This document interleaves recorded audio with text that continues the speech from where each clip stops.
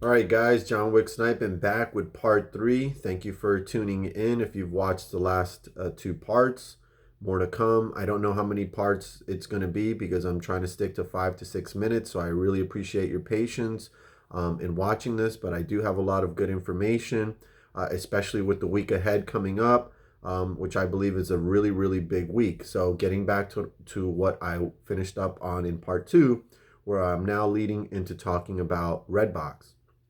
Um, Redbox has a huge problem in it. And if you got into AMC or the meme stock plays to kind of expose stock market corruption and to pretty much invest into something to kind of stick it to the hedge funds and stick it to the very wealthy upper class or one percenters, as Frankie Muhammad would like to call them, then look no further than to Redbox, because in Redbox, the corruption is in plain sight. It's in plain sight. Okay. AMC can be hidden. They're hiding the corruption there extremely well because there's an extremely large share float. So they can hide. Look at what Teddy Zane said in his video today. It's something that I've known this whole time. I said it in my video, which I will show when I was talking about us ganging up on a stock with much smaller share floats, high short interest, and no options chain. I'm going to refer back to that video at some point where I'm going to play it so you guys can see that I said that many months ago.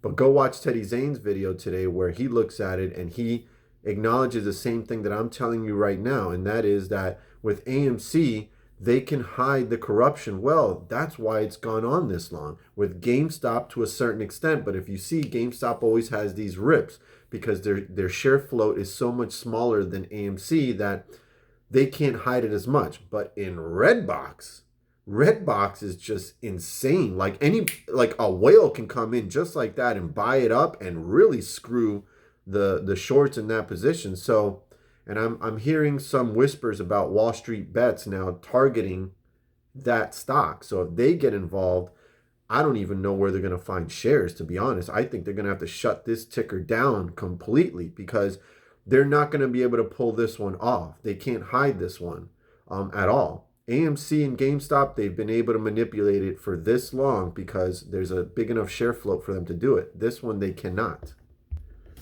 So more information about Redbox real quick. At close of the market yesterday, the stock closed at $13.20. I think it was up 40% on the day. It reached as high as $14.70. And apparently there was some in-the-money calls that hit all in the green at $13. Stock closed at $13.20. So there's like, I don't know, 1.5 million of those that can be exercised for next week, which I would have to assume that a large majority is going to exercise those calls. So there's even more problem there. There's more shares that they're going to have to find. Now, obviously, they can do FTDs and stuff like that, which they have a huge buildup of FTDs in that stock Redbox as well. But it's very likely that the short interest next week on Redbox is going to reach 300%. 300%.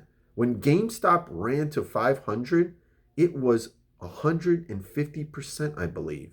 And people's minds just blew up at that number. This is twice as large with 36 times less share float than GameStop. I'll repeat that. 36 times less share float than GameStop when it reached $500. Again, I'll repeat in this third part. I am not trying to sway you off of your positions on AMC and GameStop. Hold them, keep them, add to them if you can. I'll give the financial disclaimer real quick just so I don't get in trouble, which I don't think I ever will, but I'm not a financial advisor. I don't advise you to do anything. This is just some information that I'm giving you. I will be buying a small position. Actually, I do have a small position in Redbox. I may add to it next week, but I have a moonshot position there too. Not a lot of shares. It's 100 shares. I'm in at an average of about 7-ish, so I'm pretty safe there. It's definitely volatile. You definitely have to be careful if you decide to play this, because right now you'd be catching it on a 40% increase as of yesterday. So I'd definitely be careful. But just so that you guys can kind of see where I'm coming from, you know that super anti AMC content creator, I think his name is Chris Norland. He's the Asian fellow that is actually in his 50s apparently, and he looks like he's in his 20s, and he's super anti AMC. Well, that guy, who you would probably think plays a lot of short positions, I think in his video he does short stocks and stuff like that. He's a big shorter. He actually looked at Redbox and he's like, yeah, there's definitely a problem here. This one, I'll definitely acknowledge that there's corruption in this one. And I believe he's calling a squeeze on it. He's saying it will squeeze next week. So just to give you an idea, this guy's super anti-AMC, but he's saying Redbox is going to squeeze. And I probably think he has a position. But I've got more videos to come. So thank you for watching part 3. More to come. Johnwicksnipin is out.